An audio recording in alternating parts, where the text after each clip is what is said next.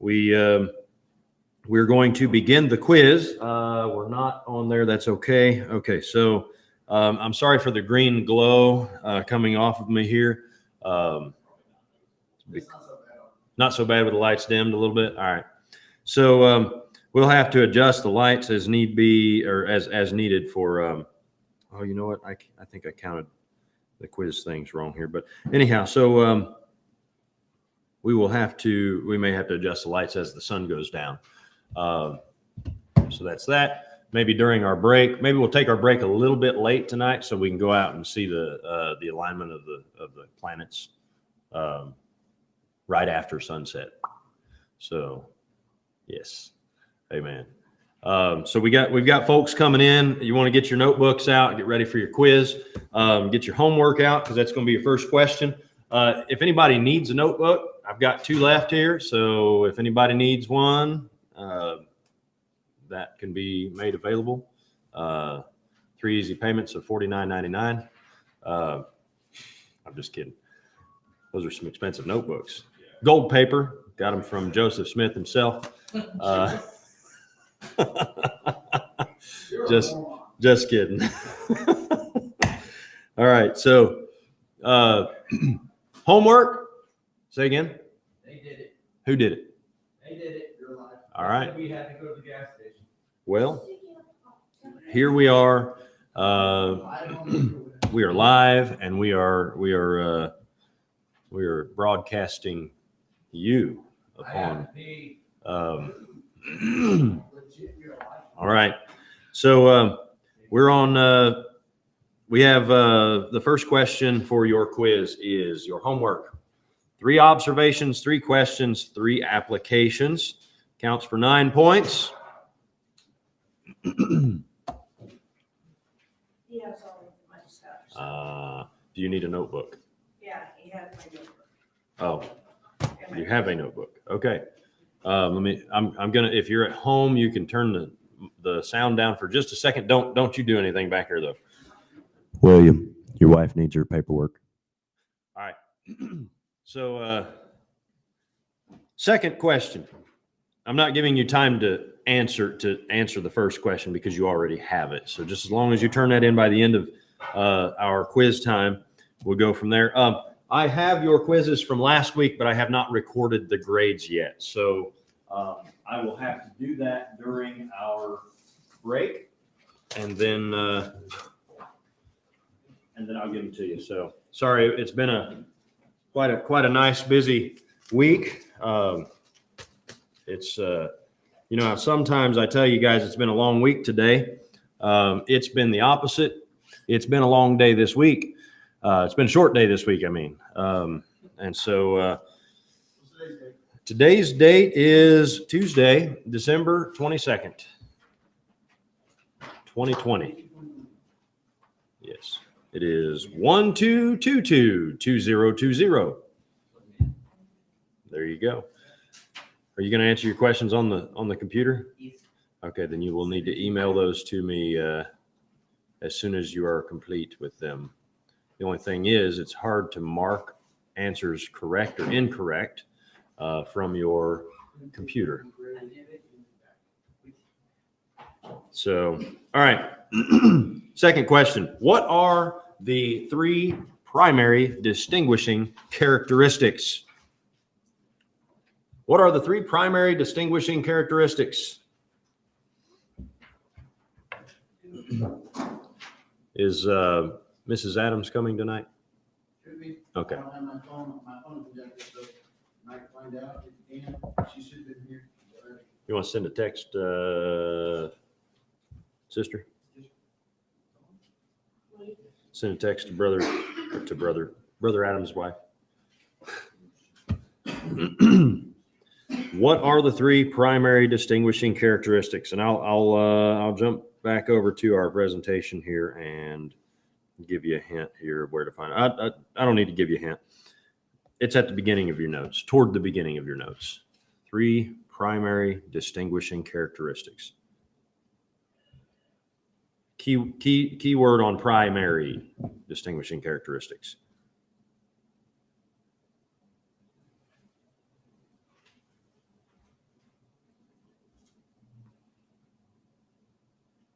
Did you just send a text message to him? Oh, okay. What am I supposed to say? Just ETA, I guess. I don't know. So you would have found that on, okay. So there was primary characteristics. This was on slide 3. However, and that there were 2 things mentioned there, but then on slide 4, there were 3 distinguishing characteristics of a different dispensation. So I need those 3 primary distinguishing characteristics.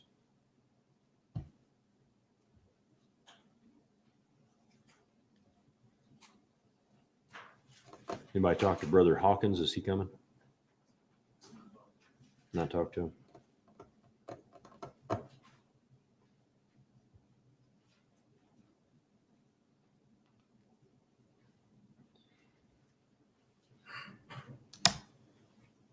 I will send him a text while y'all are answering that question.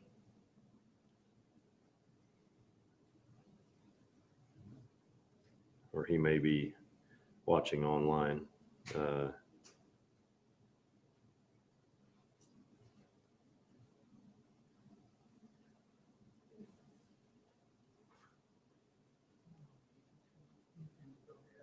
Oh no. Wanna borrow mine? I was holding up the Apple Pencil. I just sent him a text. All right. Everybody have question number 2? Brother Wilhelm, you need a couple more minutes? Which slide was it on? 4. Slide 4. You have a pencil for him? There you go.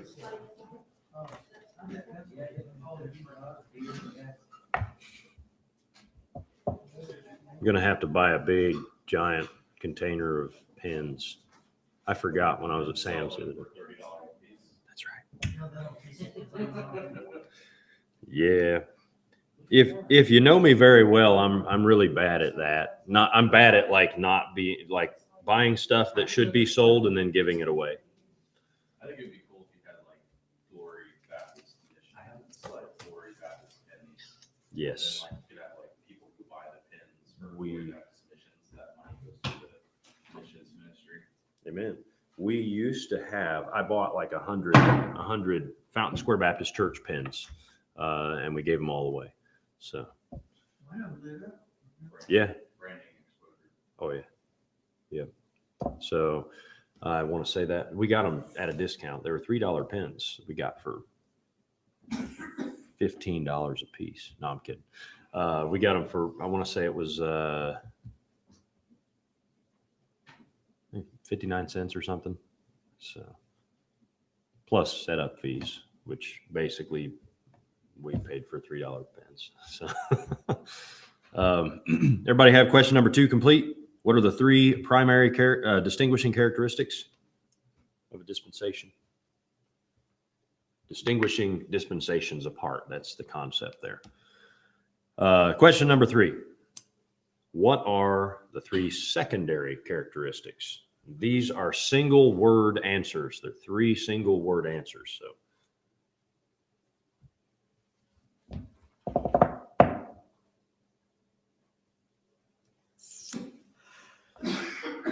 it's strange standing here in the dark. That's okay though. My notes have a backlit screen, so it's all good. 3 secondary characteristics.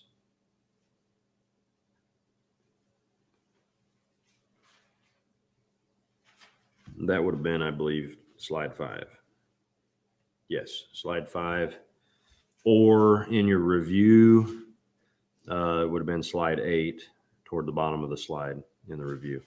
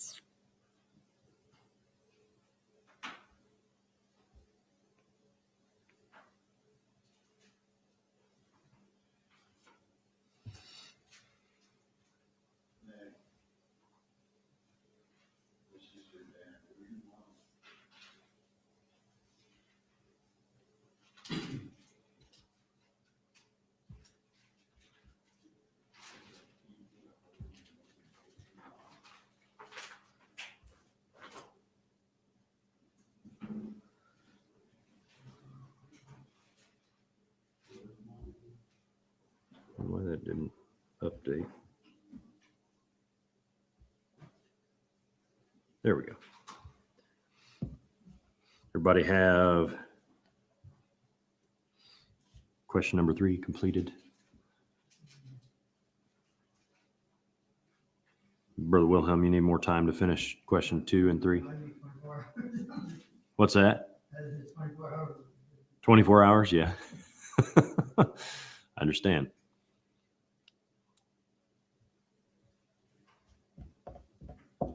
Well, you will be relieved to know that I have split chapter 3 into 2 parts as well. I will not be able to continue to do that with all of the chapters, so we'll have to it'll have to be like information overload for some of the chapters. But I will say that chapter 3 is probably one of the most important chapters of the book. So as far as like getting an understanding of how it works kind of thing. The rest of the chapters will be more, you read them, we'll review them in class, and the quizzes will probably be less intense, so to speak. As a matter of fact, your homework and quiz for next week is a writing assignment.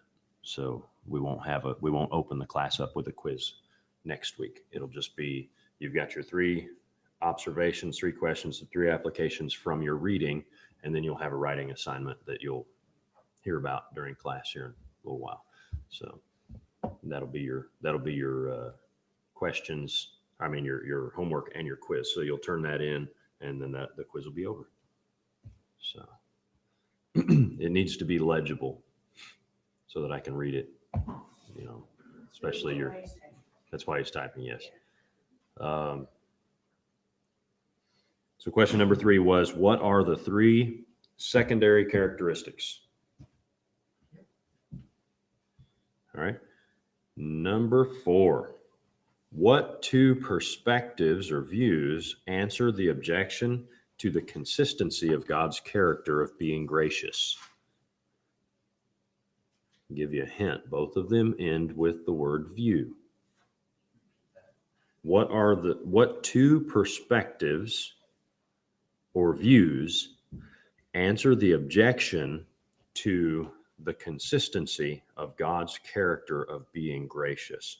I tried to word the question so that it helps you understand more the discussion that we had, because we didn't get real super deep into what the objection was. But if you read the text, you would know what that objection was. So what 2 perspectives or views answer the objection to God's character being gracious? Yes. Yes. Which perspectives or views? Your phone back there, like rejoicing over something?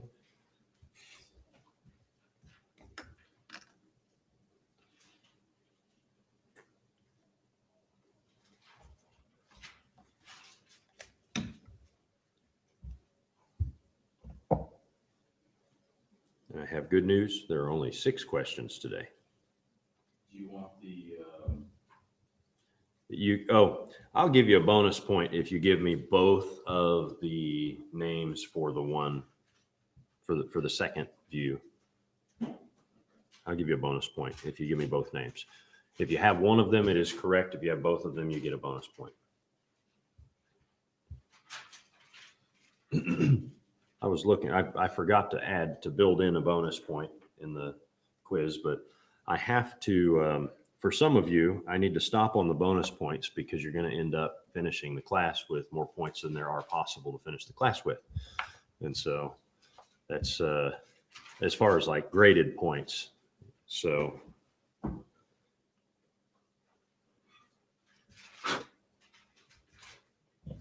It's okay, you can just give me 100% and I'll be fine. okay.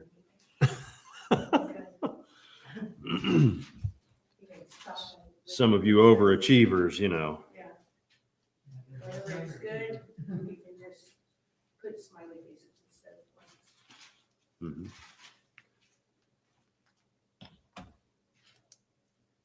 I'm going to use this other notebook here. I didn't take one. I will. I know that's what I do. What was the first question? The very first one, it was turn in your homework. Yeah.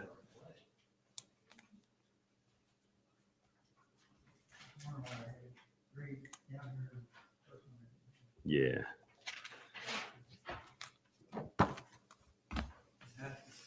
Yes, sir. So Tisha did the first assignment, she just did that. The first assignment The first question, first day. tonight. No, Oh, well, we'll talk about that either during the break or after class for the first one. she said she's not gonna turn it in because.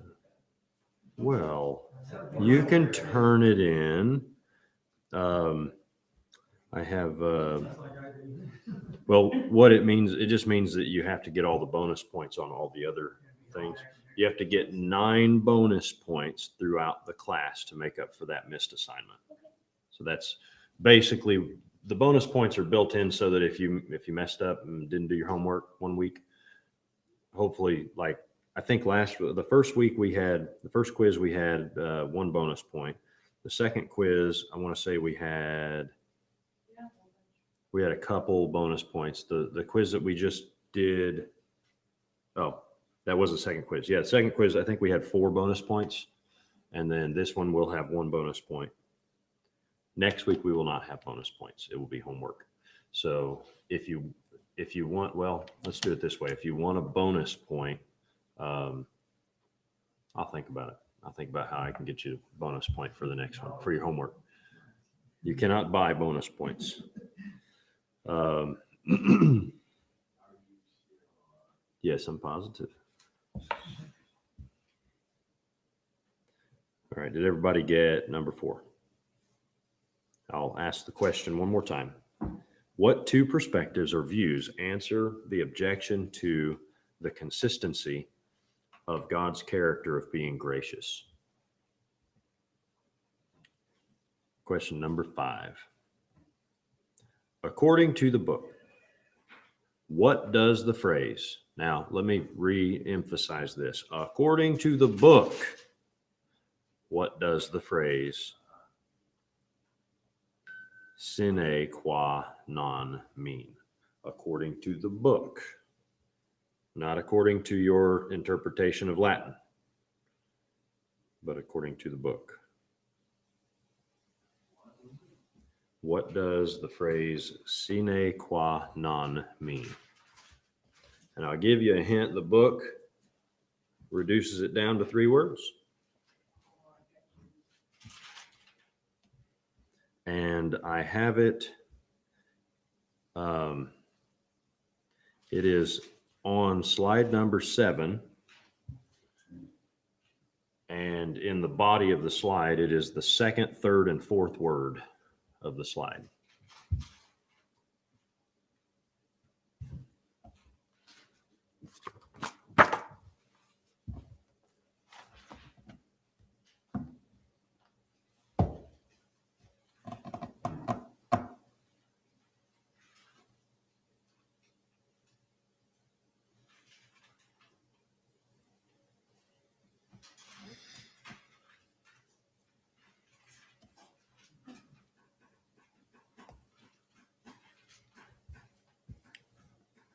Basically define the term or the phrase sine qua non or non according to the book.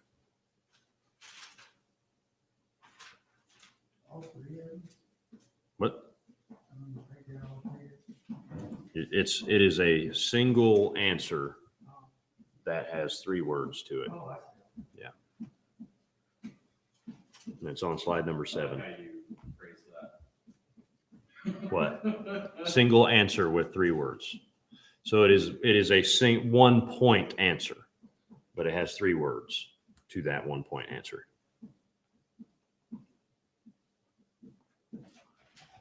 So it's like a lot of the answers that I have on here, like question number 2 has 3 points. There are 3 things. Question number 3 has 3 points. There's 3 things. Question number 4 has 2 points with a possible bonus point. Question number 5 has 1 point, but it's 3 words in that one point. Question number 6, and the last question of this quiz. What are the 3 indispensable parts of dispensationalism?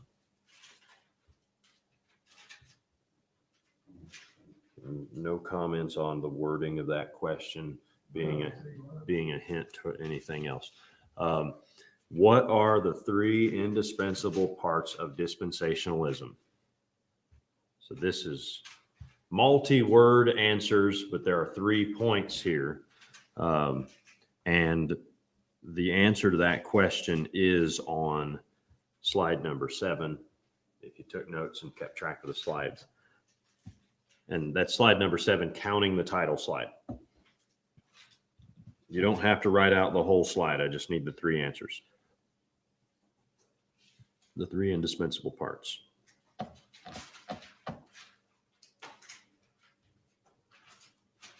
There are some key words to those 3 indispensable parts as well. Did you get an answer from our other student? Anybody?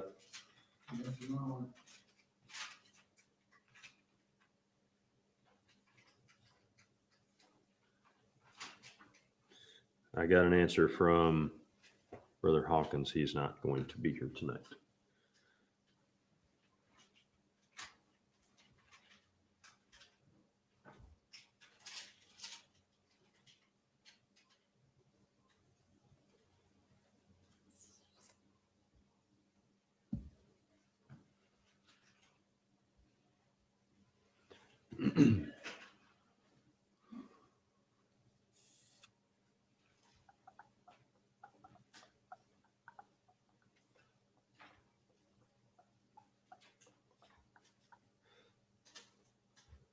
The 3 indispensable parts of dispensationalism are, you can write those out.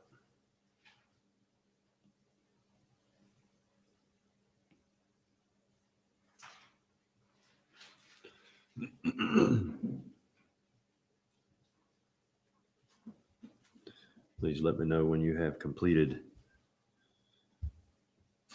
your quiz. And what we will do is we will mute both the microphone and the video for our grading. You don't have to do it yet, but we'll mute the microphone and the video for our grading, and I'm just going to put the quiz answers on the wall. That'll make it easier.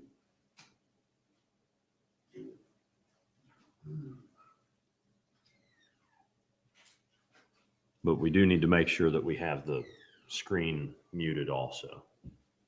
You know, like the camera and the mic both muted when we go to grade them. Do we have any makeup quizzes from last week to turn in? Okay, she will. Okay, as long as I get it. This one also, she may probably take it. I'm going to send you the quiz again. I actually have it set up right now that all I have to do is tap on your face and it's going to go to your phone right then. So I just didn't want to send it to you before you were done taking it. Oh, okay, yeah, I'll have her take it at the end of class today. Okay, She can be caught up. that's cool. Just don't let her see the quiz because all the answers are on it. We all good? Number 6 complete. Okay. Today we are going to begin looking at the dispensations themselves. And I have 11 slides. I stopped short because getting into like the actual dispensations is going to be kind of the meat of it, and it needs a whole class. And so I was like, there's a lot of information before that in that chapter. I almost feel like he should have separated, had chapter 3 as like a startup, well, let me just throw in here the quick layout of the chapter.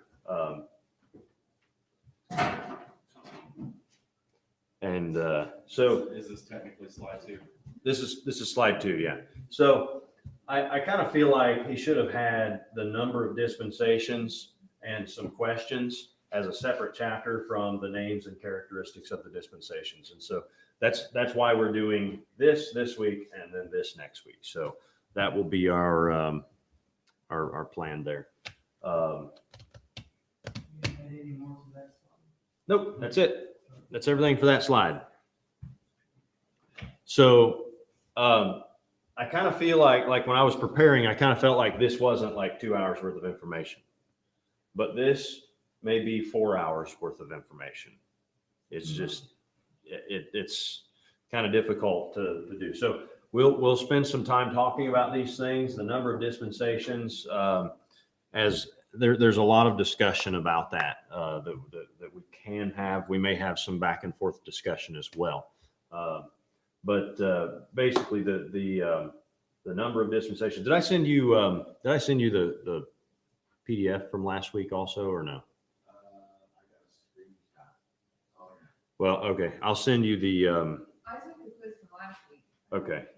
That's great. I'll send you the notes from last week. I mean, you probably got his notes, but then the actual like screens, the presentation slideshow or whatever, I can send you that from last week. So I just need to be reminded after the class tonight, and I'll send it because I can send it as a PDF.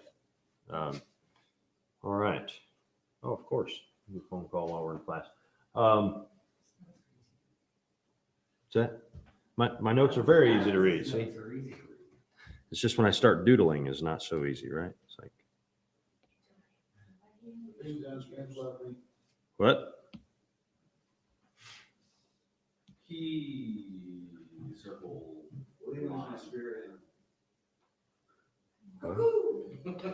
All right, so Wait, can you go back real quick? Was that important, that last slide? that last slide was a review of the class. So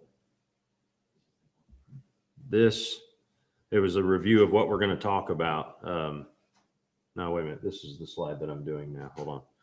Let me go back so you can see it. The three things that the chapter So, okay, I'm going to give you a real quick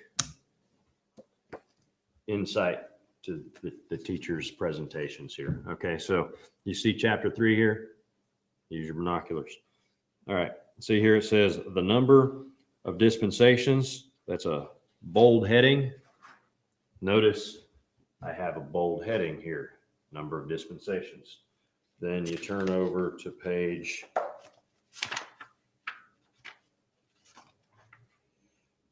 48 and you see some questions. And then you turn over to page 51 and you have the names and characteristics of the dispensations. So that's the way I lay out the overall class.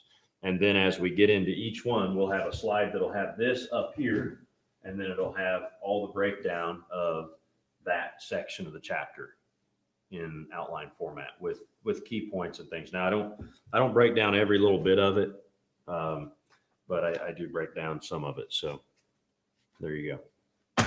There's your insight to class preparation from the teacher's perspective. So the number of dispensations, the importance of the question, how many dispensations? So the next major point there is the importance of the question.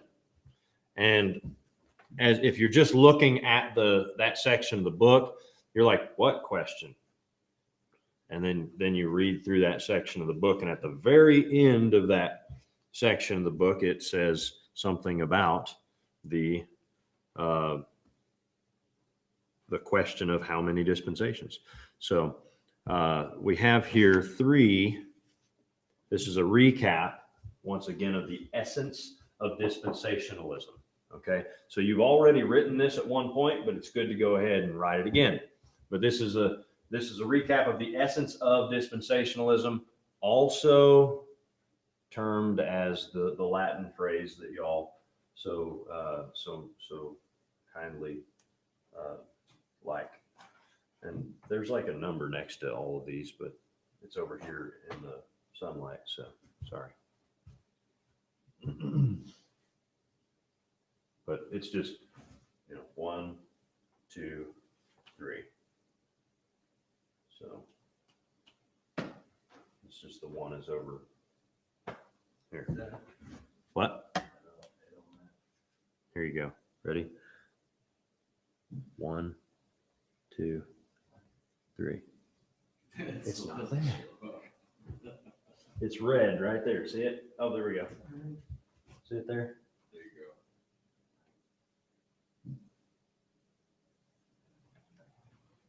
go. Oh, I can put my arm there and you can see the white. There you go. All right. So, and by the way, those are in the first chapter, first paragraph of the chapter. The recognition of a consistent distinction between Israel and the church. These are the sine qua non, or the essence of, well, sine qua non, or the absolutely indisputable part of dispensationalism, or what we would also say is the essence of dispensationalism, is the recognition of a consistent distinction between Israel and the church. And the second one there is a consistent and regular use of a literal principle of interpretation. And the third one, a basic and primary conception of the purpose of God as his own glory rather than the salvation of mankind. You say, why do we repeat these things? Because it helps you to remember them.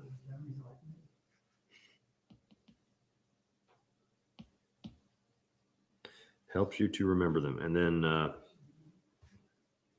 there's one more thing at the bottom of the screen if you're going to take a picture of it. Sorry. What? You're not happy about that? I got to put the 1, 2, 3 back up there. Ready? There you go.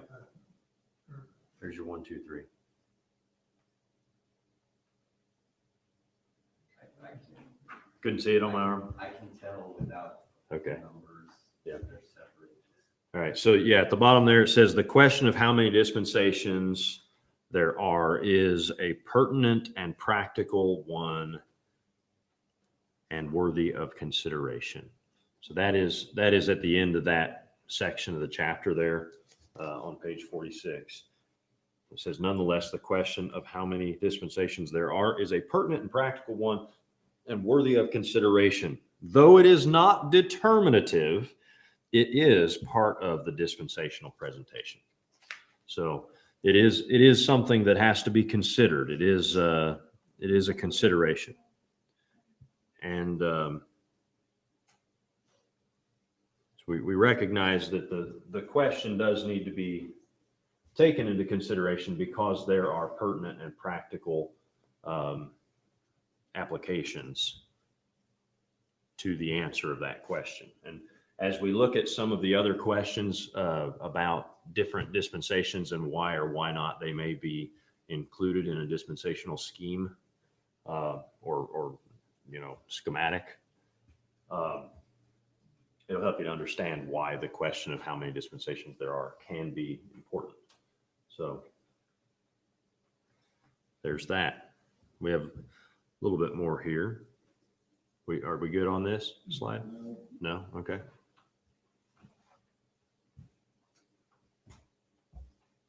I used to type really fast like 10 years ago. Yeah. I'm hoping y'all do it better. Yeah. I type a lot, so it just depends on what kind of mode I'm in. I can get to setting the keys on fire if I'm in the right mode. It also depends on if somebody's watching me or not. You mean you do better when you have attention? No. Just faster about correcting things when it's not being fun. What's that? Faster about correcting things? Yeah. Well, half of my typing is correcting things, so. When you type fast, that tends to be the. Eric Belly is great as information, like data entry, he'd be great. Yeah. He can just get done and then type. He was supposed to come tonight. He went walking to see. He asked me if he could. I said, yeah. No, he went to go to the post office and to the store and to the library. At 4 o'clock. By the time he'd get to the post office, it's closed. Yeah, they left. Oh, earlier okay. than that, yeah. Yeah. He like made a point to ask me, can I go? I said, yeah, Maybe he figured he'd be back by now. maybe. Yeah. He didn't say anything to me about going. Left you in the dark. Otherwise, I probably wouldn't do it. It's like 1 o'clock, you're not gonna make it back. Yeah, this is correct. You just like a tortoise sometimes. Yeah. You got it. Brother Lindsay was going to come and work on the piano while we were having class tonight. I was like, the other one, the one that was here Sunday night. Missionary. We good? Yeah. All right. So, some answers to the question. And some of this is general information, but that's strange. Is there someone else here? Like somebody. I think that's the bathroom light. Oh, strange. All right. So some answers to the question of the number of dispensations. Dispensationalists hold anywhere from like it was the water fountain. Dispensationalists hold from anywhere from 4 to 8 different dispensations. There's that. Now you may also find some hyper or ultra dispensationalists that will say that will have a bunch more. There's a large spectrum out there. So generally speaking, though, most keep it between 4 and 8. I thought some just thought the Old Testament was one and the New was 2. Those are not officially dispensationalists. Those are usually your covenant theologians. Now there are those who hold to 7 dispensations, but then only mention a few. So, like for example, the Dallas Theological Seminary in Article 5 of their doctrinal statement, they mention only 3 of the dispensations by name. And those 3 are the law, grace, and the kingdom. The reason for that is because much of the material of the Bible is in just 3 dispensations, as far as that goes. Now, that's not to discount the other dispensations. It's just simply to say that a large amount of human history and God's interaction with human history is focused on those 3 dispensations. Does that make sense? That is everything that will be on that slide, in case you needed to know. So, and then we'll get into some questions. See, it may not take the whole time tonight. We might get done early. Yeah, that's gonna make no sense. Law, grace, and kingdom. What's that? I'm writing the Oh, next yeah. day. Now, we may have some class discussion while we're going through this. Before we get into the actual dispensations, because that's going to be like, here it is kind of thing. We'll probably have, what I'll try to do is maybe put like a dispensational chart down at the bottom that stays on every slide. That like as we go through, it'll just be on that, it'll be there for you to see during the next class. So there are several charts. I happen to like Larkin's. He does a pretty good job. But there are some others as well. I've gotten to where I can, if I had a whiteboard up here, I could draw a dispensational chart.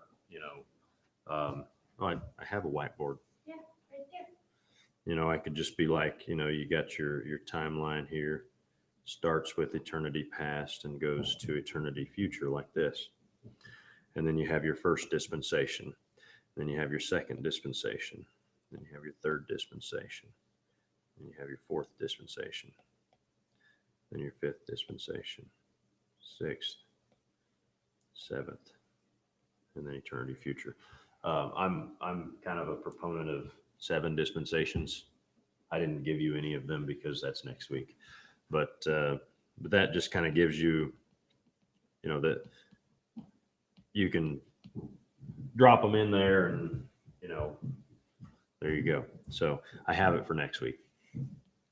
All right. So some questions here. Everybody get that slide? Sorry. Yeah. All right. So distinguishing between the dispensations of, or rather distinguishing between dispensations in the following scenarios. So the questions that we're going to look at, and these are major subpoints of the book, of the chapter there. And so we want to distinguish between dispensations in these time frames, or these eras, so to speak. So the Noahic economy and the eternal state, the Mosaic law, and the tribulation.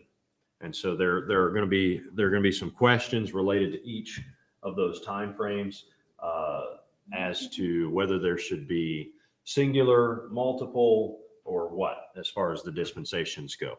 So we'll get into that in just a second. This is just kind of like a preview to basically, this is the next couple slides, or next slide. And that's after that, each of these will have a slide dedicated to them. Yes, sir. Tribulation and dispensation. That is a discussion that we are going to have tonight. That was one of my questions. That is now, but that wouldn't have been from chapter 2. Did you ask questions from chapter 3? Who read chapter 3 instead of the last part of chapter 2 tonight, this week? I think he's just inferring the question based on the information that you're presenting. Oh, okay. I already, it was one of my questions already.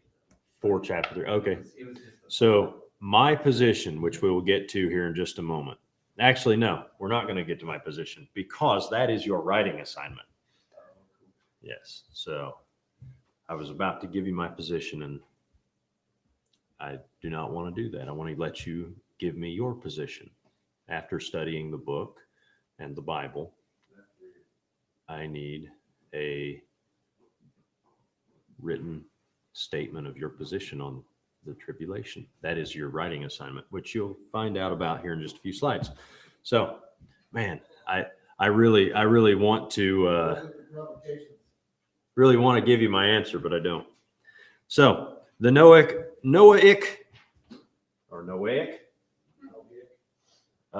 economy, we pronounce it 5 different ways. That's the question. How do you pronounce this? No, okay. Distinguishing between the dispensations of conscience and human government. So some would say that, I'm just going to go ahead and put the whole screen up here, and we'll go through it in just a moment. But some would say that conscience and human government, there's no major change or anything. These are the major changes, by the way.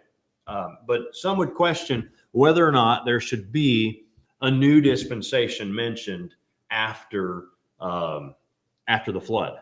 And so that's why they would say, like, the Noahic economy. And that is because they would say, well, don't you know that before the flood, and this is some stuff that we may get into if we do an Old Testament survey class, and that is like a pre-Diluvian era. As we talk, anybody ever heard that term before? You heard it before? Pre-Diluvian and post-Diluvian. That is before and after the flood. So pre-Diluvian and post-Diluvian eras. Those are not dispensations, but those are time frames before the flood, after the flood. So has anybody ever heard of Hammurabi's Code? Hammurabi's Code was something that was a pre-Diluvian concept. Hammurabi's Code was actually, put that phone on silent. I'm kidding. Hammurabi's Code was actually, it was a law before the law. It was a form of human government before the dispensation of human government. And so this isn't in your book. This is kind of like freebie extra stuff for for another class at a later date. But that concept, though, would try to bring about, like, wait a minute, wasn't there human government before the flood? So why do we say that God established human government after the flood? That's because man attempted an answer for human government before the flood, but God didn't establish it until after the flood. Also, some might say, well, what about, doesn't man still have a conscience? Yes, man still has a conscience. That's going to be answered in the subsection under carryovers for next week. But so the fact, though, remains that these major changes took place when Noah and his family got off the ark. First of all, a fear of mankind is put in the heart of animals. That was a major change. You say, well, why did they now begin to fear? Right? Before, it was like a Disney movie. You go out in the field and you start singing, and all the animals come flocking to you, and they're all just happy. And y'all realize that, like, a lot of the Disney movies are like an attempt to bring the kingdom to us. Yes, sir. Does he place that distinguishing factor in the time of Noah, like exclusively? Is that where he brings that out?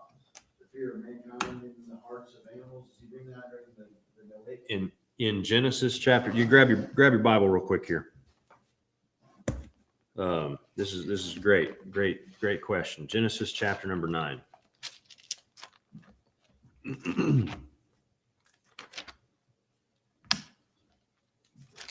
See, I knew there was going to be some stuff we could talk about, more than just I'm on slide 6 of 11, and those other slides are going to fly by if we don't get into some of the reason or important things here. So this would be also known as the Noahic or Noahic covenant after the ark. Genesis chapter number 9. Can I have some light here? I know you need it to be a little darker, but if we can turn the light on and then just dim it down. Yeah, dim it all the way down. For this one, the one that you just turned on. Just run the dimmer all the way down. Yep, because it won't shut off. It'll be enough light for me, but not too much light for you, I think, right? That one didn't really bother us much. Right. I only use it for the view of the live stream view of the. Yeah. But anybody taking it online, I'll be able to give them notes. So either way, we can make it easy on them as well. We just need to get a much more expensive projector. That's all. They can put a much brighter screen up there, right? All right. So just pray that in, or we'll start charging for tuition, and that'll pay for a new projector. Yes, sir. Chapter 9, verse 1 says, "And God blessed Noah and his sons, and said unto them, Be fruitful and multiply, replenish the earth. And the fear of you and the dread of you shall be upon every beast of the earth, and upon every fowl of the air, and upon all that moveth upon the earth, and upon all the fishes of the sea. Into your hand are they delivered." There's your fear there. The fear of mankind is put into the heart of the animals. So yes, this was not, when you ask the question, was it like exclusively then? I say before this point, there was no fear. The animals they'd show up and they'd be like, "Hey, what's up, Noah?" And Noah would say, "Nothing, about to eat a salad. Would you like some?" And not really, but that was kind of like, not saying that the animals all talked to us and stuff. Maybe they all did talk to us, and now since they're scared, they don't talk anymore. I'm kidding. But except for Balaam's donkey. So interesting thoughts going back to Disneyland, right? But basically you have fear. Now, remember, as far as like, how far does this go? How long does this go? This goes from when they got off the ark until the millennium, the millennial kingdom. The millennial kingdom, this goes away. I don't know if that's because we become vegetarians again, God forbid, but we've got descriptions of what happens in the kingdom throughout the Old Testament in prophecy, where we've got, a wolf and a lamb laying down, in the same bedding, so to speak, and you've got the kids with snakes and stuff, and you don't have all the fear and all the concern for hurt and what's that? There's no primal instinctive. Right. behavior going on. So like that goes away, which makes you think that the next one goes away too, which means no bacon or any of that. But hey, we won't need it, I don't think. Maybe God will just make us different. So people are permitted. What's that? Would it be done without bacon? Well, I think maybe instead the Lord will provide bacon trees. And no, I'm kidding. It's the tree of life. Continually from henceforth and from now on, pray for bacon. Pray for bacon trees, yes. This is, you know what? I have heard about preachers that have these weird beliefs, and like people referring to this one class that this preacher once taught where he said that there would be bacon trees. And I see it happening generations from now. They're going to say, oh, that Campbell, he used to teach that there were bacon trees in heaven. And no. Okay, I'm just kidding. Okay. They're not even going to know what that word kidding means in English in our context of it. I am joking. Okay. Yes, it is not literal. Okay. Although it would be cool. So the second point here that happens, he says what in verse number 3? Now, hey, listen here. Every moving thing that liveth shall be meat for you. Even as the green herb have I given you all things. Cannibalism? No. No, because he goes on to deal with that because you can't eat a person without killing them. Okay. So no, he's not. And it's the horrible experience. That is true, I guess. Maybe nervous when- You usually don't eat things that aren't dead. As a matter of fact, that goes on. Actually, that does go on. Hold on, the next verse. But the flesh with the life thereof. Verse number 5, or verse number 4. But the flesh with the life thereof, which is the blood thereof, shall ye not eat.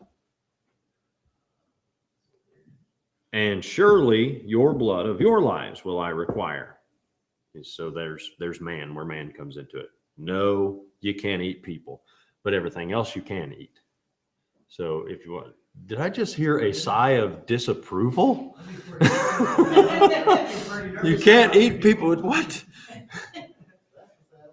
My goodness. It's like the meme of Jeffrey Dahmer, where he says, nobody's telling me who I can and cannot have over for Thanksgiving dinner. Anyways, that is horrible. That's not okay. You can't eat people. No. We have students in our class that are disappointed. Anyways, we teach all kinds. So,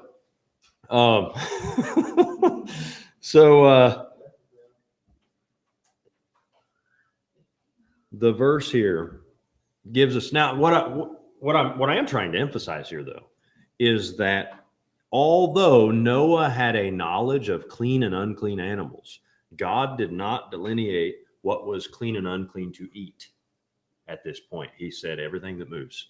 You want to eat beetles? Eat beetles. You want to eat what? A mora eel? Yeah, go for it. You want to eat caviar? You want to eat, you want to eat mice? You want to eat a pterodactyl? You want to eat a fire-breathing dragon? Go for it. Yes, sir. You want to eat a pterodactyl? All right. Find one. So he waited till the law before he distinguishes clean animals. Find one, and we will have a church activity, a pterodactyl roast. Amen.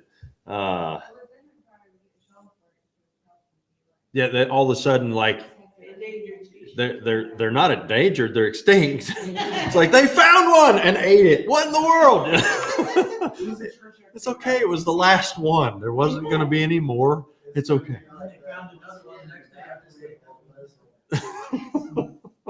So they were permitted to eat the flesh of animals, whereas prior to that time, apparently, they were vegetarians. People were vegetarians. Yeah, that'd be strange. Now, I'm not. Now, please understand that I'm not saying that we used to talk to the animals and they talked back to us, but we kind of do that with our. What's that? Go to sleep, little chicken. Yes. Right.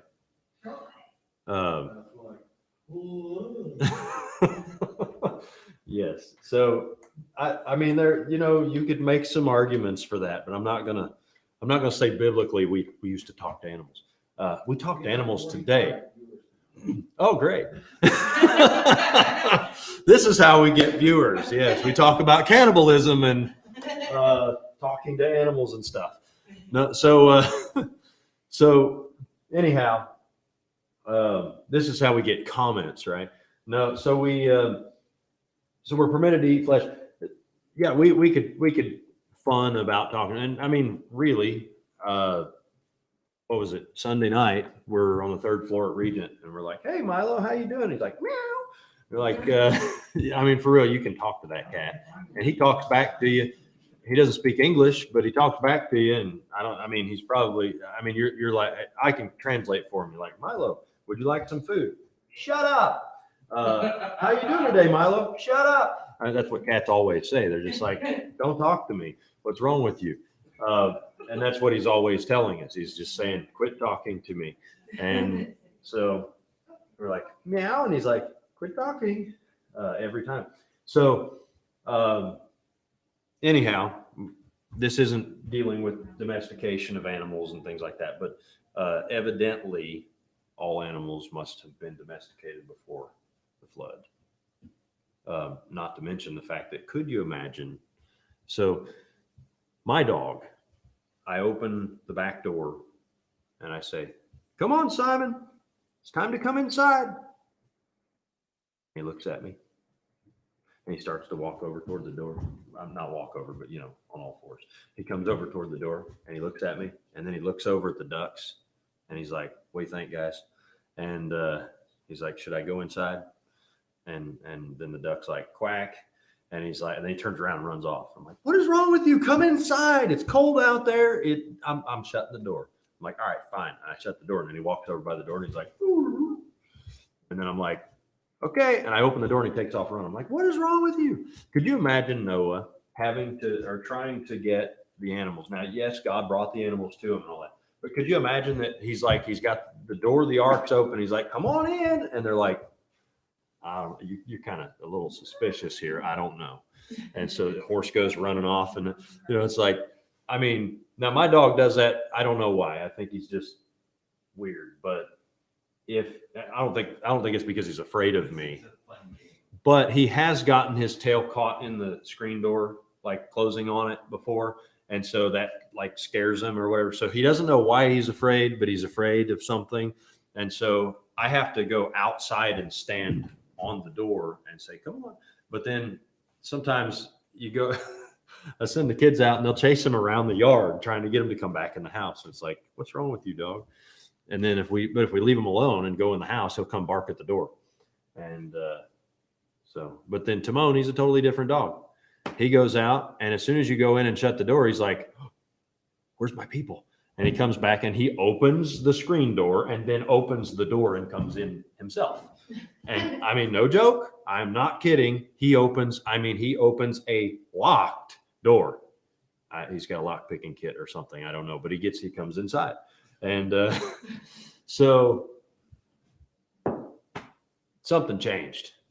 That was a bad way to do it. We go back to Simon. Something changed. They're afraid. There's some fear. Now, you have to work really hard to domesticate them and get them where they do what you want them to do.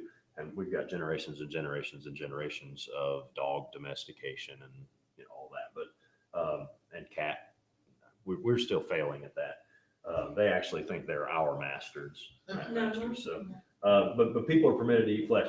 Yes, we can eat dogs, or could. Not that that would taste good. I don't know. You have to ask. They do China or Korea. They They're- do, China and Korea. in, what's that place called? China and Korea. Yeah, China, and, what's the place over there? What's the name?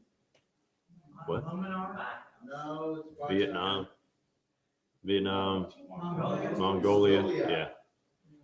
Yeah. Oh, yeah, Gobi yeah. Desert up there. in that- So when I was in Bible college, first in Bible college, we had a like a, what do you call them, transfer student, or I mean he came from China, and I guess exchange student, but usually college isn't exchange student. It's just you came to America to go to school.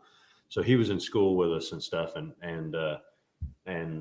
anyhow, he had this food every once in a while. And he's like, "Hey, try this," and I'm like, "What am I eating?" And he's like, "Oh no, I'd never feed you dog." And he said, "Oh, but we like dog over there." And he told me about, like, I'm like, "What kind of dog do you eat?" He said, "We don't really care about what breed they are." He said, "But the yellow ones, they're really good." And I'm like, "What? Okay." So nasty. Uh-huh. So nasty. We had a So- missionary one time that was from Mongolia. We've been on for like 30 years, and they ate dogs so much that my car would go by and chase it down the road.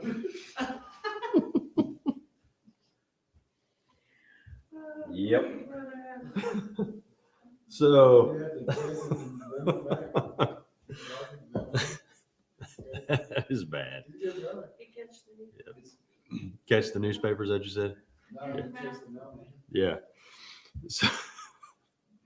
So the principle of capital punishment is also instituted. He says here in verse number 5, "And surely your blood of your lives will I require, at the hand of every beast will I require it, and at the hand of man,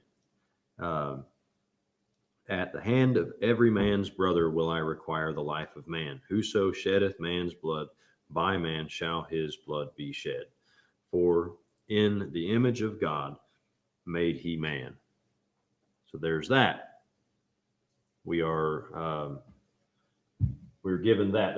That's another thing that changed. Remember, before the flood, of course, it should have been a conscience matter. We should have known better than to kill man. But Cain killed his brother. And then we have another fellow that kills two men, and he's like, "Hey, if God protects Cain, he's going to protect me even more." And so this is something that God then specifies. He's like, "Nope, you kill somebody, you die." Yes, sir. What if they're already dead? Who? The person. Then you didn't kill them. No. He's going back. No, you cannot eat. If they're already dead, No. are you telling me it's not good? Yes. How? It's the image of God. Got you. Please say you can't. They're gonna vote. Does the Bible say, please say you can't eat meat? Yes. Throws down the Yes. human leg. Oh, there's your spirit guide. I think honor party. Okay. So then God binds himself to a promise to never cause another flood on the earth, such as occurred in the time of Noah. That's The rainbow. verse number 11. "I will establish my covenant with you, neither shall all flesh be cut off any more by the waters of a flood, neither shall there any more be a flood to destroy the earth." There you go. So, They're the ground and down by fire. yeah, I don't know. I personally don't feel excited about either one of those. So I think the difference, though, is if you die in a fire, you usually die of smoke inhalation before the fire kills you. So you don't feel the fire because you died beforehand. Yes, sir. So what if you would starve to death otherwise? What do you mean? No. We can have that discussion when we're not live as well as when we are, we'll talk about it during the kingdom.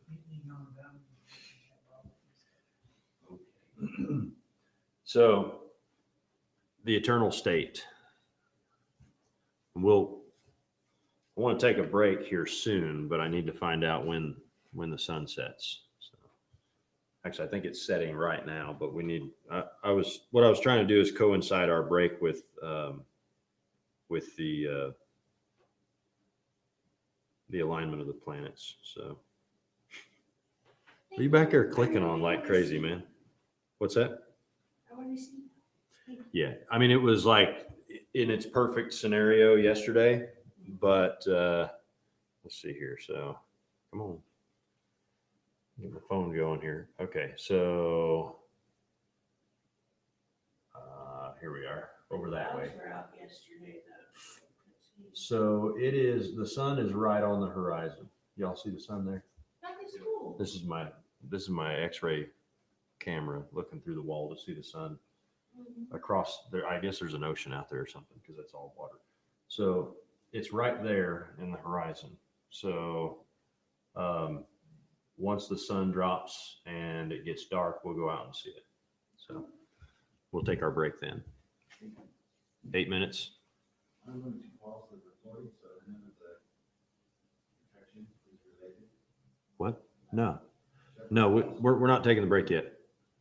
We're going to wait till it's dark outside, then we'll go. What? Say again. Going to be actively teaching during this time? Right now? Yes, that's why we're on the next slide. Oh, that's fun. Did you decide not to take notes anymore? What's going on over there? You up there? Click, click, click, click, click, click, click, click, click. I am live stream 14 minutes ago. Okay, great. No, I didn't. You're fired. Brother Wilhelm, go back there and handle the sound equipment for me, please. Yeah, I'm driving bus too. All right. So you asked the question, and while you were ignoring me, I answered it. From the Bible, Genesis chapter 9 was the answer to your question. So, all right. And then somehow we descended into cannibalism in the middle of answering. That's fine. Terribly wrong. So, okay. I'm not convinced. You're not convinced that we started talking about that? Okay. So the eternal state, you stay away from my arm, okay? So distinguishing the end of the dispensation. So some folks will hold to the idea that the eternal state is a second part of the final dispensation or another dispensation of its own. And so that this is the way that they describe that. Let me grab my book here. Is what they will do is they will call, of course, the millennial kingdom. That is the first part of the millennial kingdom.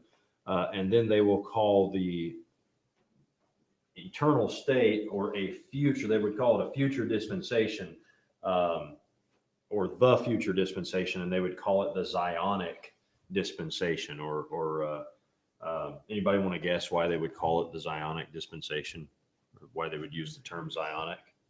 Because it's related to Israel. Zion specifically. And Zion is the name of the hill that a particular city sits upon. Jerusalem, yes. And so when the Bible describes the New Jerusalem in Revelation chapter 22, 21 and 22, folks will say, well, see, that is the final dispensation, right? Now, we would not, I don't believe that to be the case. I believe that the eternal state is outside of our realm of dispensations. And so what I did was I took a piece of the book here, and I guess there's a quote. Yeah, there we go. So if we consider that the dispensational concept of God running the affairs of his household, the world, that when temporal history ends, the household arrangement, which is the basis for a dispensational stewardship, this would also end. Does that make sense? So if we were to try to call the eternal state, the future eternal state, a dispensation of its own, then we would have to also call the prior eternal state a dispensation of its own. Like before God created the heaven and the earth and all that, then that would be a dispensation of its own. Although the argument could be made that because there were no people yet, it wasn't a dispensation. Now, this is where you get into some of the hyper-dispensationalists and ultra-dispensationalists will bring up a thought of a gap theory, where they'll put a gap between Genesis 1 and 2. And they'll say that so that was like a prior dispensation before man was made. And it's like the angelic dispensation. And they'll put a whole bunch of information in between those two verses. And they'll say, see, this is when Lucifer and the angels were made, and they did all the things that they did. And then God like destroyed everything because they fell and all of that. And then they put the fall of the angels all before the fall of man. And they actually have a whole angelic like race on the planet. And there's a whole like world that's taking place during this gap between Genesis 1 and 2. And then they say that when Satan fell and all this took place, God destroyed it all with a flood. And that's why verse 2 of Genesis chapter 1 says that that the Spirit of God moved upon the face of the waters. That's the concept of a gap theory. Now, we do not hold the gap theory. I don't believe there's a gap there because there's not a gap there. It's just Genesis 1 says, Genesis 1:1 says, in the beginning, God created the heaven and the earth. And notice that verse 2 starts with the word and. I mean, how many of you begin a sentence? I mean, there's a period at the end of at the end of verse 1. But how many of you begin a sentence with the word and, like after thousands of years or more of like not talking at all? Like you're like, hey, you know what? God created the heaven and the earth. And we'll talk again here in a few thousand years or millions of years. Some folks, because of the geological, what are you doing, brother? Oh, the star thing. Okay. Because of the geological, like the carbon dating and a lot of that stuff. And because evolutionary thought had fooled so many people, some folks will hold to a thought that that you have to somehow fit all that time into creationism. And so one of the ways that they try to fit time into creationism is the gap theory. And so if they can insert millions of years in between Genesis 1:1 and Genesis 1:2, then it answers dinosaurs, and it answers this, and it answers that, and it answers a bunch of stuff. But it doesn't. Because it doesn't answer the fact that, like, dinosaurs are talked about throughout the whole Bible.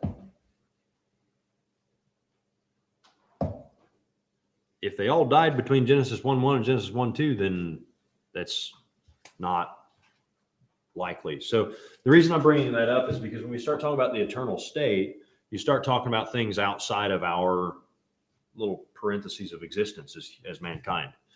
And so now, will we exist past the millennial kingdom? Yes, we will, but not the way that we do now. All tests, all trials, all what were the three distinguishing characteristics that were mentioned from last chapter? Test, failure, judgment. That's all done. So there's no test, failure, or judgment for the eternal state. So that would disqualify it from being a new dispensation. It would be like a whole new everything. Yes, sir. You just said it. Yeah, it would. There's no conclusion to it. Right. So it can't be a dispensation. To apply to the eternal part. Yeah, the term eternal, yeah, it means it's forever. There is a beginning to it. It begins after the end. Well, it's more like human history ends. The eternal state's always been. So we just cease to have temporal history. That is a theory, but in Genesis chapter, go to Genesis chapter, I'm sorry, Genesis. Go to Genesis chapter Revelation.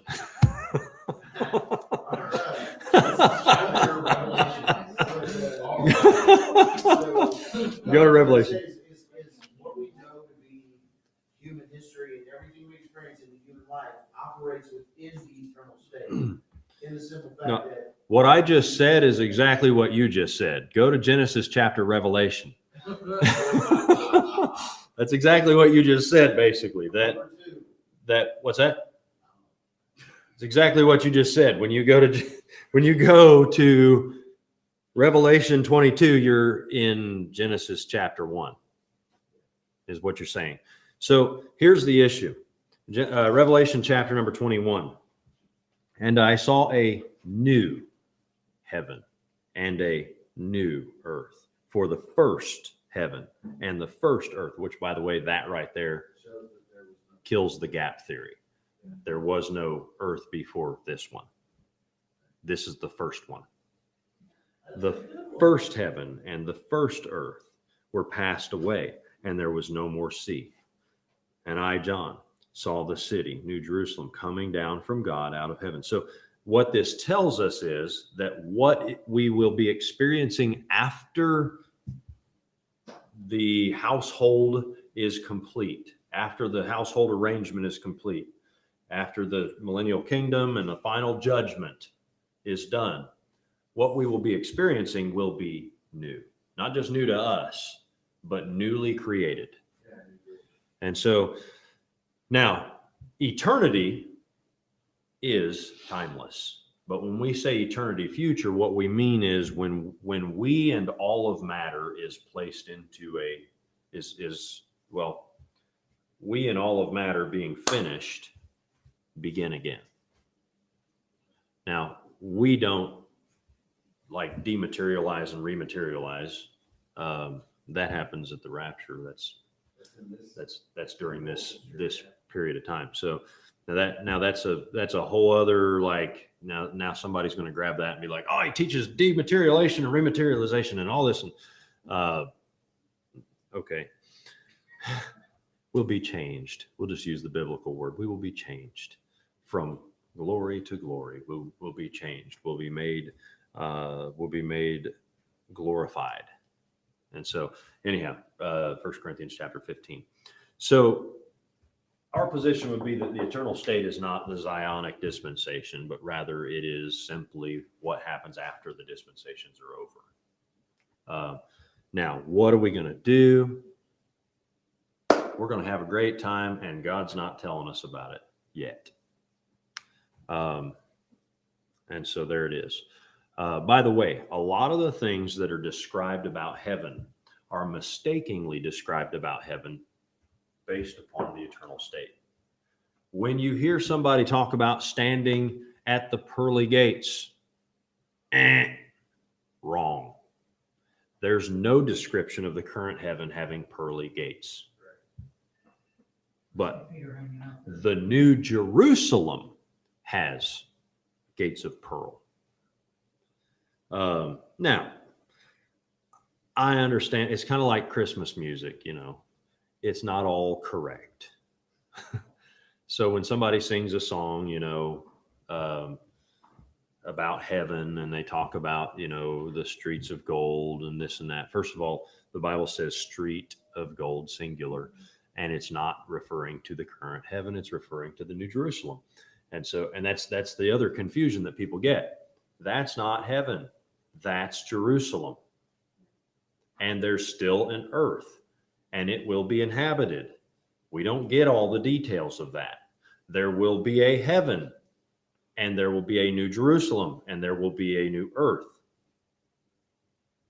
A new heaven, new Jerusalem, new earth. And the new Jerusalem is somewhere in the sky between the new heaven and the new earth. And from what I can tell, scripturally speaking, people inhabit New Jerusalem, not the new heaven. But God also dwells in the New Jerusalem. And what purpose would there be for a new earth if people don't inhabit it? So, yes, sir. As it's described in the first account, the first earth, heaven just means space above earth. So it doesn't mean that there's necessarily like a spiritual heaven like we think of it to be, because there'll be no sin and no separation. So literally it could just mean space. It could just mean space above earth that God has created. You'll also notice that in Opening there. Revelation chapter 21, verse 1, it says a new heaven, Right. not heavens. Right. So it can be theorized that the new earth and the new Jerusalem will be non-atmospheric, that it'll be something different than what we know to be physically possible in our current universe, where heaven is simply just, hey, it's there. it's there, you know. So for us now, we recognize three heavens. Biblically speaking, we have the first heaven, which is what you see in the day. It's our atmosphere. The second heaven you see at night. It's this, what we're going to go out and see here in a minute and look at the planets and stuff. And the third heaven is the one that you can only see by faith. It's the spiritual heaven, and it's on the other side of the crystal sea. There's no more sea in the new heaven, the new Jerusalem, the new earth. There's no more sea. And so there's no night and there's no day. So that it's what from what we can tell, there's no sun, there's no moon, there's no we don't know anything about rain, clouds, you know, it's a totally different reality as far as we know. I'm sure we may measure time, although it won't matter. Out of curiosity. But well, we'll have to sing Amazing Grace. Yeah. We'll look back and say, We're on the 100. How am I going to keep a journal? it's like, wait a minute. Hold on. Let me check my watch. Can you keep a journal? Check my Apple Watch. No. So there's no telling really as far as that goes. So, but understand that the eternal state, we get confused about a lot of things. We think, oh, it's going to be just like this, or heaven right now, it's just like this. No. And by the way, as you study the Word of God and you study dispensationalism and stuff, heaven, I'm gonna throw you for a loop here for a second. Heaven is temporary.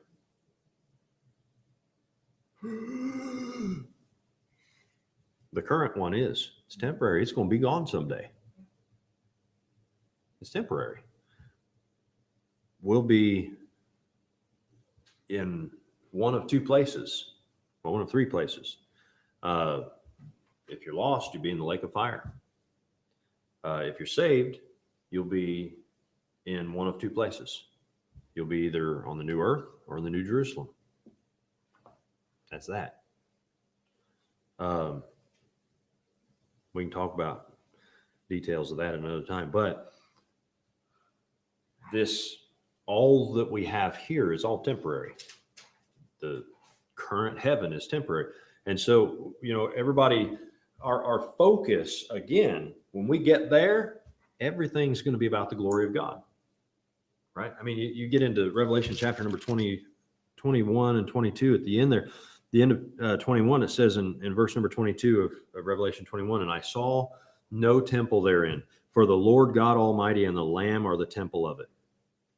And the city had no need of the sun nor of the moon to shine in it, for the glory of God did lighten it, and the Lamb is the light thereof. And the nations of them that are saved shall walk in the light of it, and the kings of the earth do bring their honor, or their glory and honor into it. And the gates of it shall not be shut at all by day, for there shall be no night there. And they shall bring the glory and honor of the nations into it. So it kind of insinuates that the New Jerusalem is a place that's visited, but there are citizens of it. But not everyone's a citizen of it. But everyone's got access to it. Everyone that's not in the lake of fire, that is. And later on down in chapter 22, it talks about the pure river of the water of life and clear as crystal proceeding out of the throne of God and of the Lamb. In the midst of the street of it, and on either side of the river, was there a tree of life, which bare 12 manner of fruits. Bacon? No, I'm kidding. What's that? And which bare 12 manner of fruits and yielded her fruit every month. And isn't it interesting? Hey, what did we say about time? Would there be time? Hold on. It says here there's going to be months. How do we know? Because it says so. I think it'll be like this. God will say, another month has passed. And we say, praise the Lord. I don't know. I mean, but you know how we know? The fruit changed on the tree. Cycle of trees. Yeah, the tree of life. It's another month. Oh, it's bacon month. Amen. We just give a shout of praise to God for that. Yeah. I highly doubt it's going to be bacon, okay? But it says, and yielded her fruit every month, and the leaves of the tree were for the healing of the nations. There shall be no more curse, but the throne of God and of the Lamb shall be in it. And his servants shall serve him, and they shall see his face, and his name shall be in their foreheads. And there shall be no night there, no more night. And they need no candle, neither light of the sun. For the Lord God giveth them light, and they shall reign forever and ever. What's that? Me and Jimmy can put our glasses away. That's right. That's right. You will see his face. That means you'll not have to wear your glasses. No. Amen. So the eternal state, it's going to be a great time. But it's after all this is over. It's after the dispensations are done. So speaking of dispensations being done, the first hour of our class that's gone, an hour and 34 minutes, is going to be how are we doing? What's our time on the horizon? Outside, it's probably another 6 or 8 minutes. Really? Well, that was like 10 minutes ago. You said 4 minutes. The sun's probably like beyond the horizon, but we're still seeing. The sun is slightly beyond the horizon, but Jupiter and Saturn are still above the horizon. So I just don't want to pause our time and then go out and, Well, you know what? Pause our time, take our break, then go outside and watch it. We will take our break. And those of you watching online, we're going to leave the screen, the camera on. We'll turn the volume, the sound off, and we'll be back after we can see. We want to see the star thing. It's kind of cool. So we want to see that. Last night we were delivering gifts and stuff and wrecking into vehicles and things like that. And so we were not able to. We were not imitating Brother Wilhelm. We were not able to see the quote unquote Christmas star. So we're gonna go out and see that. And you all wrote this down, right? Yep. Good to go. If you didn't, it was on the live stream there for like 30 minutes while we took a break. Yeah. So I'm getting this down here. So some other questions. The Mosaic Law. So some would pose the thought that that the time frame of the Mosaic Law is more than one dispensation. So the question would be posed in terms of God gave his law at Mount Sinai, right, in the book of Exodus. But then we have, it seems like there's you've got the law given, then you have the time of the kings, and then you have the time of the prophets, and you have the exiles, the multiple exiles, or the 2 exiles. I skipped the judges. You have the judges, all of that, and people would say, well, wait a minute, aren't there like during the time of the judges, aren't there like multiple test failures and judgments? Wouldn't that be considered like you could consider that like how many judges were there? Nobody knows. Everybody's copying down their answer. How many judges were there? 4. 4 judges? How about 4, like Samson and Samuel was a judge. Deborah was He was a judge and a prophet. Samuel was last. Yeah. He was the beginning of the prophets, actually, wasn't he? Yeah, I mean there were prophets before the law even. Moses and Joshua, then you had Right. King, and you had the judges, and then you had the prophets. Mhm. So how many judges? How many were there? judges were there? I have no idea. No idea. So you have Othniel, Ehud, Shamgar, maybe not.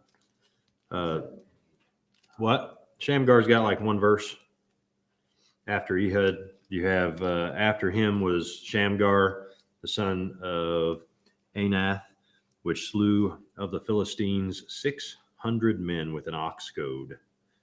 And he also delivered Israel. Then you have Deborah or Barak.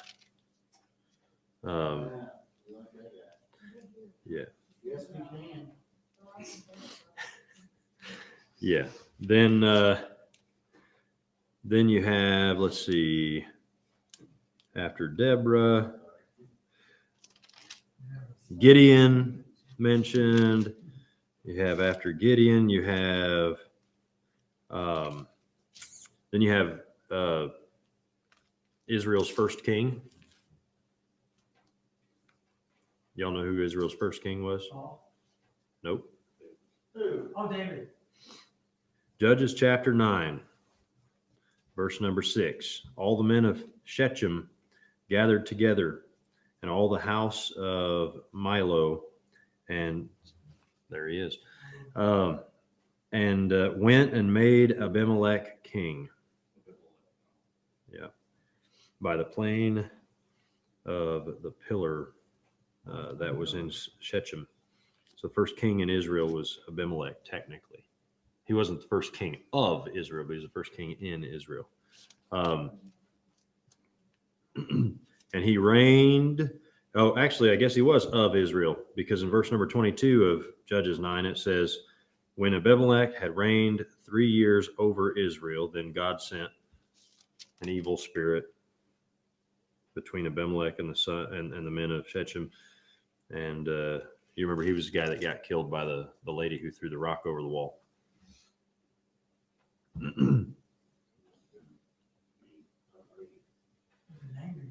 Yeah, and in chapter 9, verse 53, it says, a certain woman cast a piece of a millstone upon Abimelech's head, and all to break his skull. Yep. What's crazy is he didn't die. It says, then he called hastily unto the young man, his armor bearer, and said unto him, draw thy sword and slay me. It's like he just had a piece of a millstone thrown on his head. And he's like, I'm going to die. Kill me. And he wasn't dead yet. But anyhow, so then you have Tola and Jair and Jephthah and Ibzan and Elon and Abdon and Samson. So we're over 10 now, right? We're at 12. This won't be on the quiz. Matter of fact, there actually will not be a quiz over this information, but you do need to know it. There were at least 12. Yes. Yeah, then you have like the story of Micah and all this stuff, and then the guy in the back playing the drums, and then Prize for being the closest. what's that? The prize for being the closest? Yes, your prize is when we're all done, you'll be able to leave also. Pat on the Uh, I don't know. Friend of yours from Facebook prayed for me that I continue to fulfill God's plans for my life, protect my family, and friends, enemies, and Amen. We'll pray for you, Marvin. So that being said, some might say, well, every judge, what was it? Every time, right? Israel was blessed. They failed. And then they were tested. They failed. They were taken under bondage. That was God's judgment. And then God released them from the judgment, or, saved them from the judgment by the judge. And then they were blessed. And then they rebelled. And so some might say, well, there's 12 dispensations right there, because you had over and over and over and over again. You had test, failure, judgment, test, failure, judgment, test, failure, judgment, all through just one book of the Bible. So that was after the law was given. Would those be like maybe sub-dispensations? I would say that would be hyper-dispensationalism. But that's one of the arguments, though, is, wait a minute, you had that. Now, remember last week on the slide that was a secondary characteristic, the secondary characteristics of dispensations was test, failure, judgment. And at the bottom of that slide, it said, these are not the absolutely indispensable parts of dispensationalism. So understand that just because there was a test, a failure, and a judgment doesn't make it a dispensation. What were the three indispensable parts at the very beginning of this class? Dispensationalists recognize the Different governing relationships. Israel and Nope, it was church. Israel and the church. Distinction between Israel and the church, literal interpretation, and then the third one was Underlying purpose of God in the world is his glory. Now, then you apply the other characteristics. So you could possibly talk about the judges, and they might fit in there, but there's not a major change taking place. Every time it's basically back to the basics. Every time, and in the judges, you have that whole period summed up with every man did that which was right in his own eyes, and they messed up, basically. That whole period, the whole time frame of the judges. Now, you may take Israel's history, because remember, Israel wasn't a nation until the law. Now, some would even argue that they weren't a nation until Saul. But God recognized them. He calls them the children of Israel and all of that. So, and he recognizes them as a nation in the wilderness. But the nation of Israel had in their timeline major differences. They have the wilderness wanderings. They have establishing the kingdom. And then they have the split of the king, or rather not establishing the kingdom. They have the conquering of Canaan. Then they have the judges period. And then they have the establishing the kingdom. Then they have the split of the kingdom. And then after the split of the kingdom, you have all of the different things that are going. You have the time of the kings. And then after the kings, Kings and Chronicles, it's all part of the time of the kings.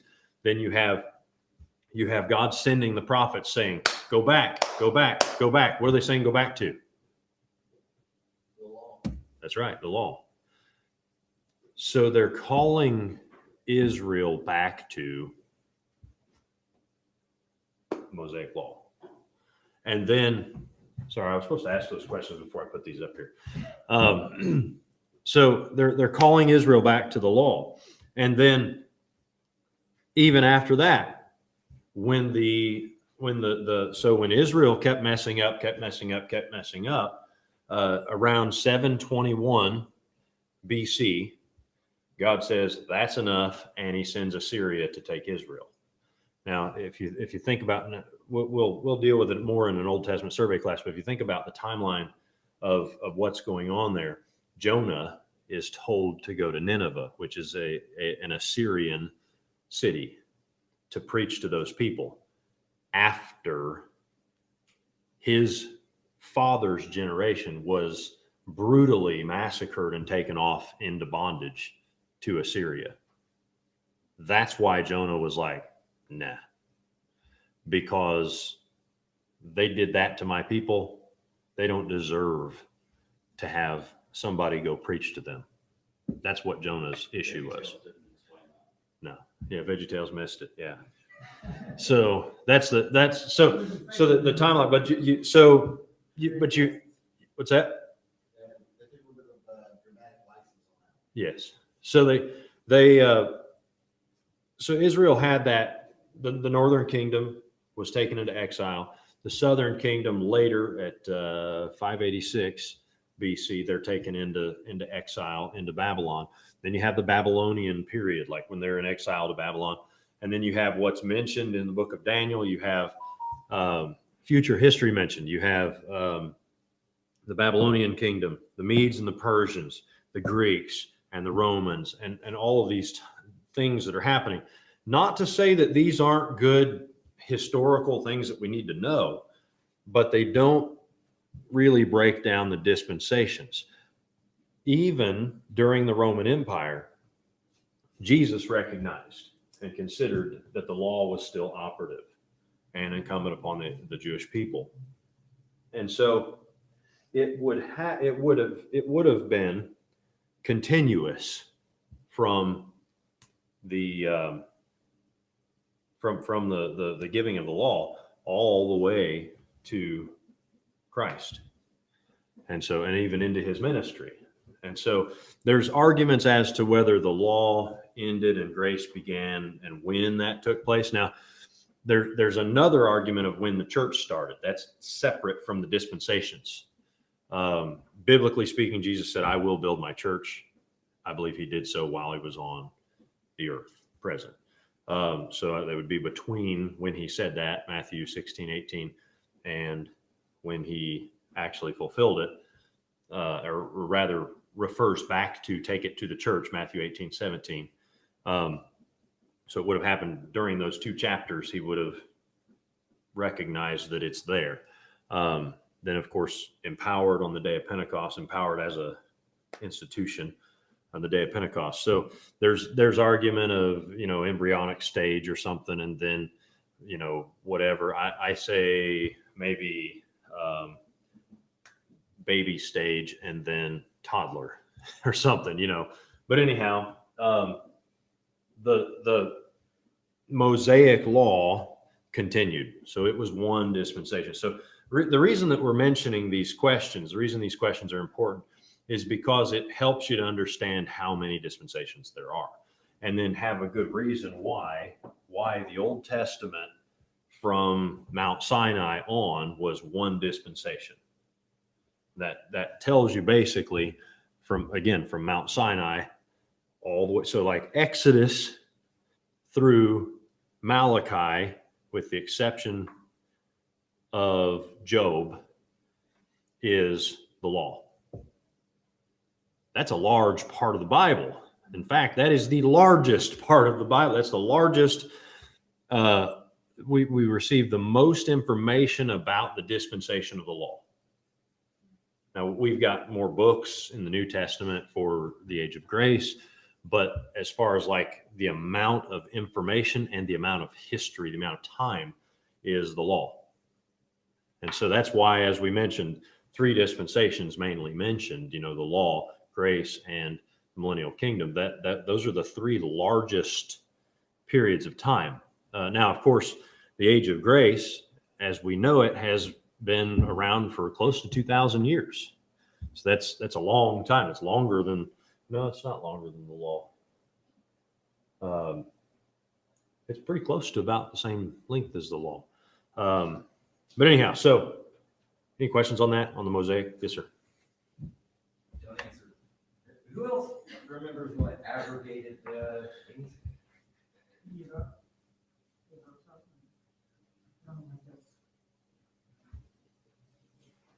This is actually a quote from your book, both of these.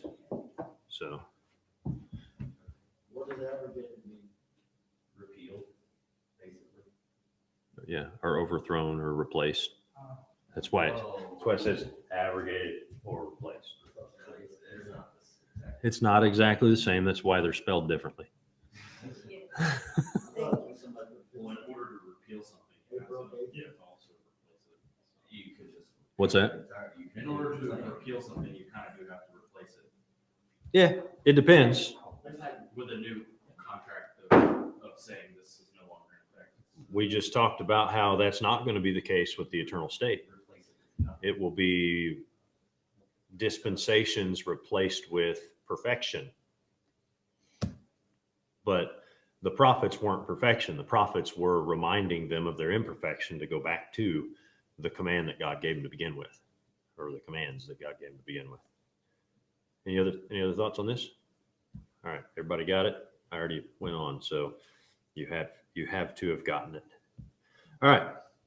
The tribulation. Where does it fit?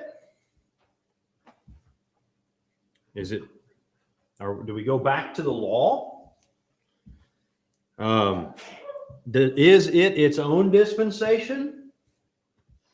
Is it still the age of grace?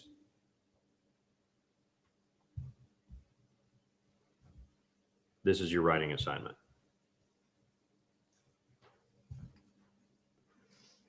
So those three basic things, let me drop all of these in here so that you have it all. Okay. These three thoughts here are the main thoughts that the book presents in that section. The book presents that there are three basic thoughts of where the tribulation fits. It's either back to the law, or it's its own dispensation, or it's still the age of grace. So after you read that section of the book this week, you need to explain biblically what you believe about where the tribulation fits and why. You can pick one of the three options in the book or state your own. But you need to be able to give reasons why. This writing assignment will be weighted as a quiz grade. And then you're going to flog us for our incorrect responses. If we disagree. I may not even give you my position on it. Well, now you have to. You know, not till after you write your writing assignment. Now, the book does actually pick a position. And you can tell why you agree or disagree with that position. But the book actually picks the third of the three positions. I'll just give that away. So you're going to read it and find out anyways, okay? But you need to be able to give reasoning why you believe it is one of those. The pages, you need to read all the way up. Actually, that's in the last slide. But you need to read all the way up to the point. I don't know if your book's pages and my book's pages are the same, but you need to read all the way up to the point where it says the names and characteristics of the dispensations. Don't read that section. I mean, you can if you want, but it's not part of your homework. That's for next week. So my book, it's page 51. But we're not done yet. We still have 2 slides.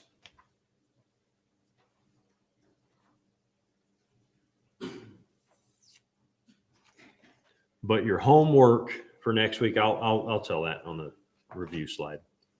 But so where does the tribulation fit? You're going to write.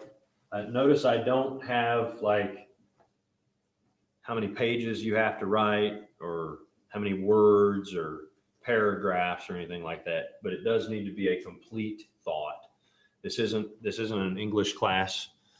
But you need to write it in English, please, so that I can understand it. And it needs to be written in a way that I can read it. So first grade reading level, please. No, I'm kidding. But it does need to be, it needs to be written where if you, here's the key on it. It needs to be written where if someone reads it, they will be convinced that your position is correct. So you have to have enough words and not too many words Because if you have too many words, then someone's going to read part of it and say, not reading anymore. So if you write me a 2,500 page book, I won't read it, and you probably won't get a great grade on it. But if you write like one sentence and it says, I believe that the tribulation fits as a repeat of the law, or I believe that the tribulation fits as the end of the age of grace, or whatever, that is not enough. You need to give biblically what you believe and why. Why? So understand, however, I want to be careful because I don't want to influence your writing. We'll talk about it next week. But that's your writing assignment. Legibility is important. This is a college level class, so do write. I mean, don't try to write a bunch of big words just to have big words. Okay, if I have to get a dictionary out to understand what you're writing, then I will count off for it. It needs to be at a level that it will convince an average reader of your position. So if you use a big word, define it. Define it in your writing. Now understand that the more big words you use that you have to define, you will, because here's the thing. I want to be able to hand your question, or rather your writing assignment, to someone else in the class and that has a different position than you do. And they will be able to read it and say, I get your point. Okay, does that make sense? Yeah. So the idea is that we're taking some of this stuff that we're learning and we're putting it to practice. Because what I could do is I could say, do the writing assignment, and then next week's class will be debate on the subject. That'd be fun, but we don't have enough time for that. So where we can discuss like why we agree or disagree or whatever, because I can give arguments for each of these positions. I thought about just having you write 3 assignments on arguing each position, but we can do that for a debate class in the future or something. If we ever have a debate class, we could do. Anybody ever take a debate class? No. So like debate class gives you, here's the thing. A good debate class will give you, if you're going to have 2 opponents in a debate, it will give you 2 positions and then assign the position to the opponents. And whether you agree with your position or not, you have to learn the position and be able to debate it and win against your opponent. That's anyhow. So that'd be a fun one, but not for us now. Everybody have that written down? All right. So now we'll do some review real quick here. So the review of tonight's class, you just basically we looked at the number of dispensations, and how we reiterated the threefold essence, or restated it, threefold essence of dispensationalism, and then we looked at some questions, and in those questions we talked about the 4 disputed topics, or 4 disputed. I just said topics because I couldn't think of how else to define those on the Noahic economy, the eternal state, the Mosaic law, and the tribulation. And this wasn't meant really, this was just a recap so that you remember what we just talked about for the last 6.5 hours. So there's that. Everybody got it? No? All right, let me go back.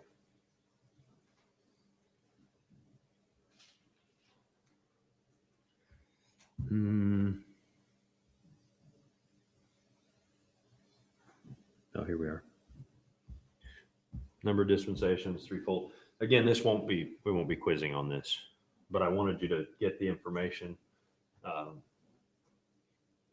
because it'll help you remember some of the stuff that you're. Sorry, there it went again. What? Got it. What's weird? Oh. All right, homework. Writing assignment about the tribulation. Read chapter 3, except for the section titled The Names and Characteristics of the Dispensations. And then when you read them, you're going to give me your 3 observations, your 3 questions, and your 3 applications. That's your homework slide so that you know what your homework is. You gonna make it? No? Yes. Yes? No. Okay. Definitely. Contact me if you have issues understanding the writing assignment. I don't know.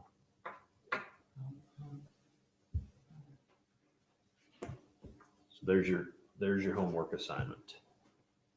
This is the last slide, slide number 11. In case you were numbering the slides as you went. I was, but I only got 10.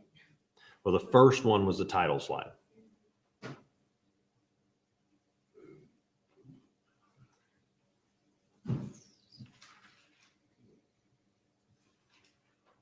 Any questions on what we talked about tonight?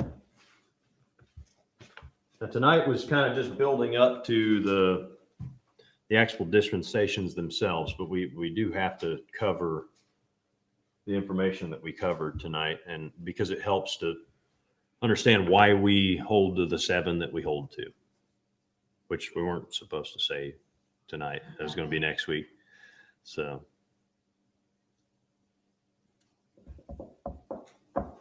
Sir? Oh. Yeah.